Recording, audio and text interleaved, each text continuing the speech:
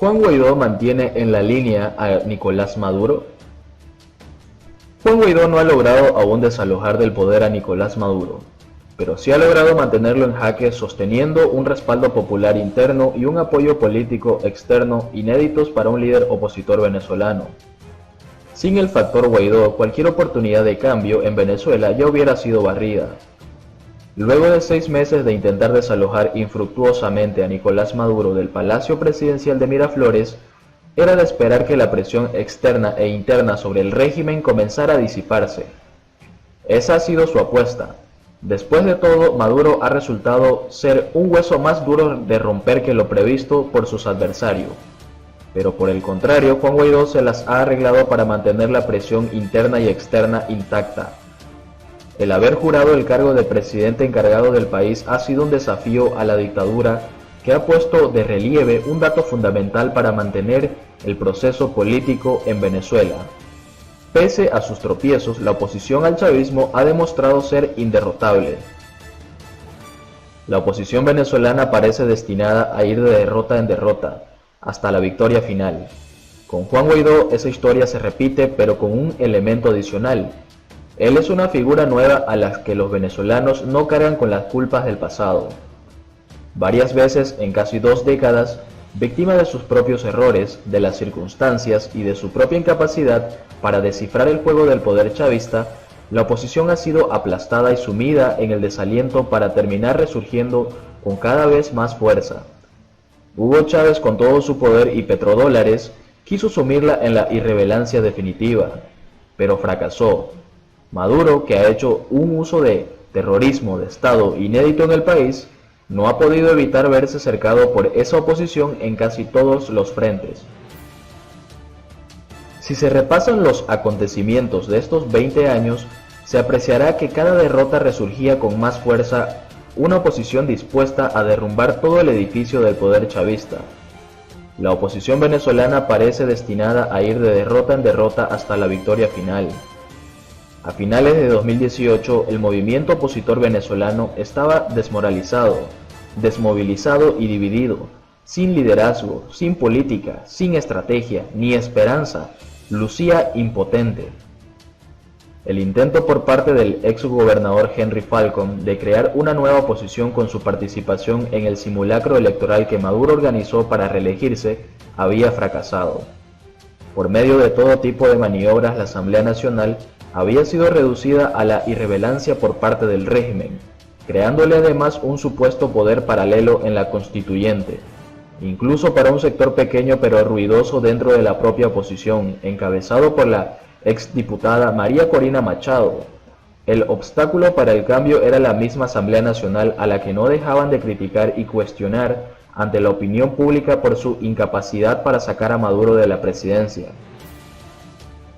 Por su parte, este parecía tener el cambio y el camino más o menos despejado para consolidar su poder personal sobre un país devastado, con los más importantes partidos opositores ilegalizados, con la mayoría de sus dirigentes presos o en el exilio. El destino de Venezuela parecía ser el de la Cizumbae. Las advertencias por parte del Grupo de Lima y de los gobiernos de Estados Unidos y España de no reconocerle su legitimidad si juraba para un nuevo periodo presidencial no eran más que eso, amenazas.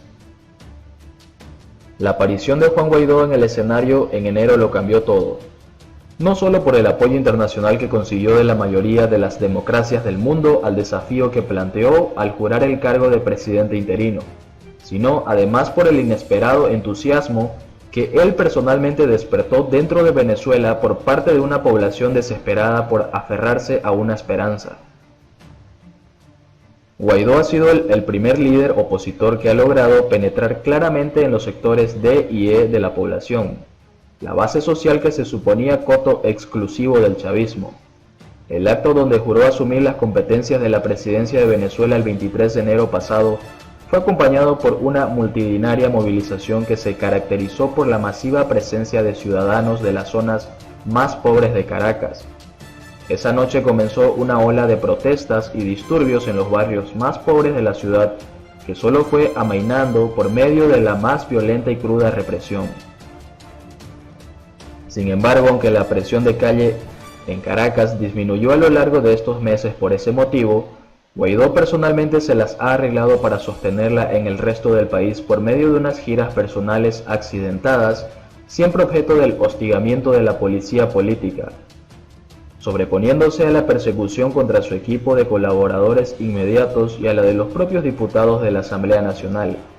Ha logrado además mantener el apoyo de la mayoría de los partidos opositores, tanto el Parlamento como en la calle. Ha demostrado que el suyo no es el liderazgo producto de un laboratorio.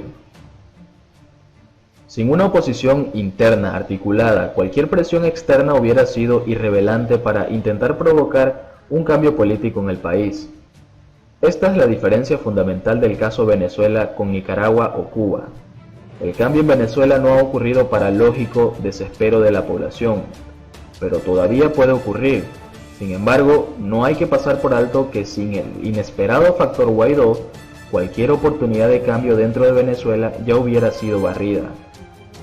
Los gobiernos que adversan a Maduro necesitan un interlocutor dentro de Venezuela, y lo tienen en la persona de Guaidó, quien además ha articulado un equipo fuera del país que ha sostenido la presión asumiendo el control de activos propiedad del Estado venezolano. De paso, ha logrado mantener el equilibrio entre el apoyo del gobierno de Estados Unidos con una oposición dura y el más flexible de la Unión Europea, al mismo tiempo que intenta neutralizar el de China a Maduro sin dejar de escuchar a los rusos. Todos estos ingredientes se han combinado para que Guaidó haya conseguido una victoria política que, aunque no es definitiva, sí es reveladora. Obligar a Maduro a sentarse en la mesa de negociaciones promovida por el gobierno noruego. Los representantes de Maduro están allí no porque éste quiera, sino porque cualquier otra alternativa es mala para él. Abandonar esa mesa tendría como consecuencia las sanciones europeas que los miembros de su régimen parecen no dispuestos a aceptar, y seguir allí inevitablemente desembocará en la elección presidencial que Maduro o su candidato perderán. Lo cierto es que, paradójicamente, el principal aliado de Juan Guaidó ha sido el propio Nicolás Maduro. Él ha entregado todas las piezas con que aquel está haciendo un jaque.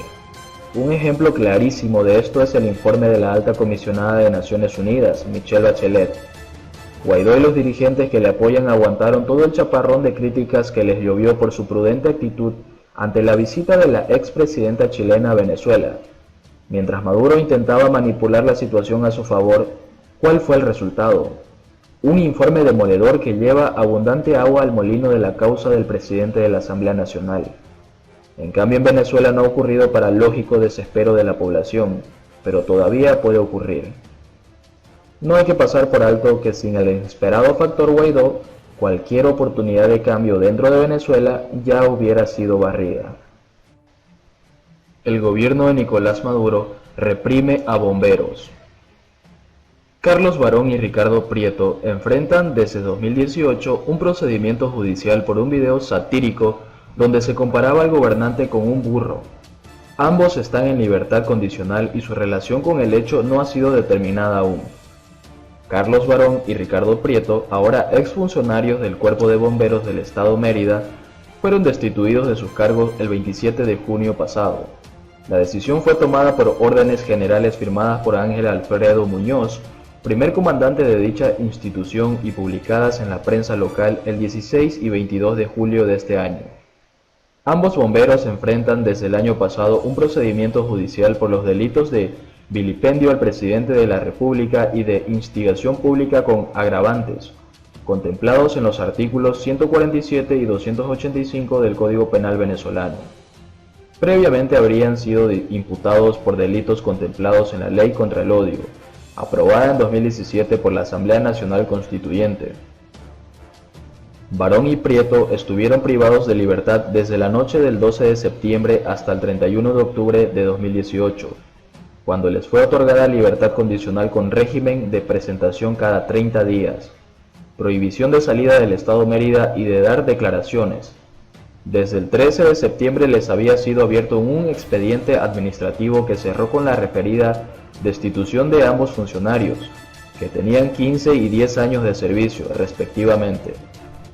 El Observatorio de Derechos Humanos de la Universidad de los Andes rechazó en nota de prensa la destitución de estos funcionarios y señaló que la misma constituye una doble victimización para ellos, que continúan siendo procesados judicialmente. Ellos destacan que con este hecho se les está violando el derecho humano al trabajo a quienes son el sostén económico de sus familias y quienes no podrán volver a ocupar cargos en la administración pública del país.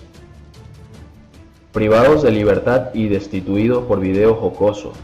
La causa de su detención, enjuiciamiento y ahora destitución de sus cargos fue la viralización por redes sociales de un video donde aparece un burro recorriendo las instalaciones de la estación de bomberos de Apartaderos, municipio Rangel del estado Mérida, donde ambos laboraban.